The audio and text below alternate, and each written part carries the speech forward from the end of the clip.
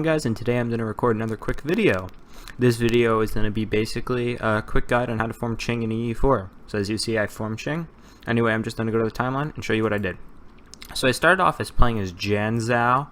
Jianzhou is a good choice because they're strong and they hold one of the three provinces you need to form Manchu, and in turn you need to form Qing.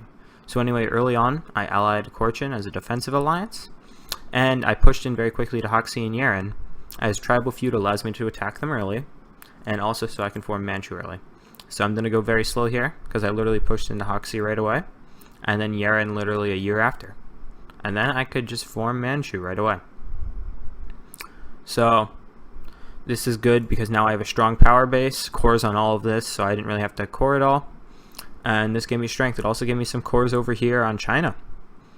So I can't attack Ming right now because they're very strong, but I was able to attack Korea early on.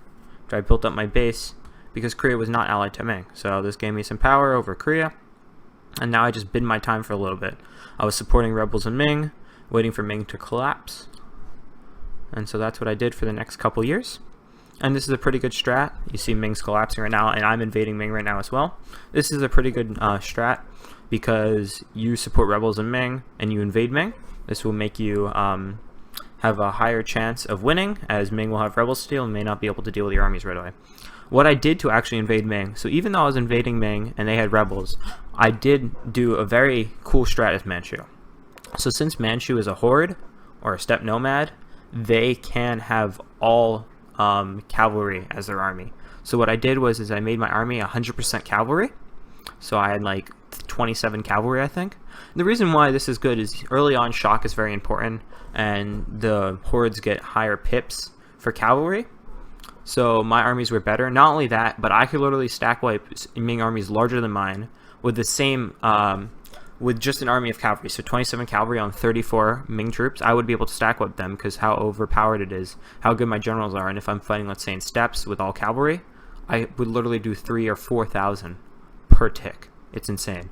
So that's how I invaded Ming, and if you look, I just paused this, the Ming explosion just happened, and boom, I take Beijing. So now all you need, after all these provinces, you need Shenyang, Ningguan, I'm really bad at pronouncing Ningyuan, and Beijing, you need Zilangol, and you can form Qing.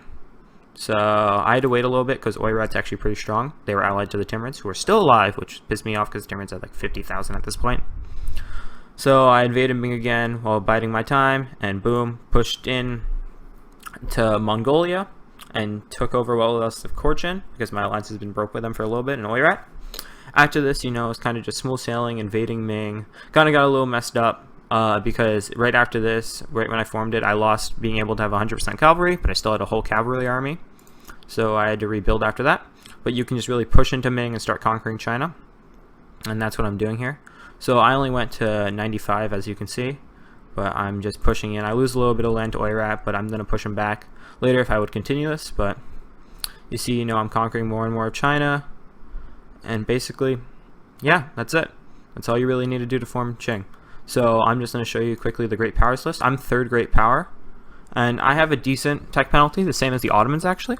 The reason why is because I started developing my country to actually gain the institutions, as you can see.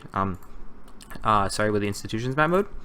So I'm pretty up to date on institutions. Not as up to date as Europe is, but what I did was I developed all my institutions, which gave my Chinese counterparts also power because Wu is quite strong in my playthrough.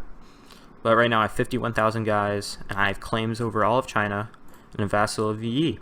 So anyway, that's basically all you need to do. And one more brief thing. When I developed my country, of course, it cost a lot of points. So I was just going development and technology.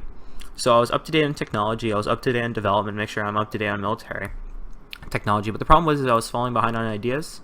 So if you have rights of man and you are going to do a strategy I didn't develop to stay as a great power and also stay up to date on technology, you will fall behind on ideas unless you just don't get all the technology, or maybe just go only military. But rather than that, yeah, it's open plain. You can conquer the rest of China.